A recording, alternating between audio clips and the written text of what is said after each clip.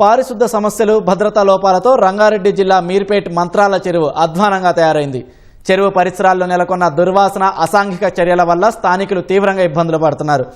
మంత్రాల చెరువును కాలుష్య కోరల నుంచి విడిపించాలని చెరువుల పరిరక్షణ సమితి ఆధ్వర్యంలో స్థానికులు నిరసన తెలిపారు. చెరువు పరిసరాల్లోని సుమారు 50 కాలనీల ప్రజలు ఇబ్బందులు పడుతున్నా అధికారులు పట్టించుకోవడం లేదని ఆగ్రహం వ్యక్తం చేశారు.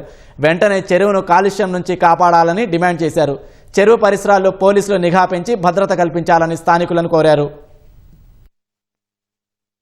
గత 15 ఏళ్ల నుంచి లోతట్టు ప్రాంతం అని చెప్పేసి కాంట్రాక్టర్లకు జేవులు దడపడం తప్ప వచ్చే డబ్బులు మొత్తం సిస్టమేటిక్ ఇవాళ SNDP నాల లేదు, డ్రైనేజ్ వ్యవస్థ లేదు, రెయిన్ వాటర్ కనీసం కల్వెట్లు ఎక్కడ అవుట్లెట్ చెరువు ఉంటే చెరువుకు అవుట్లెట్ లేదు.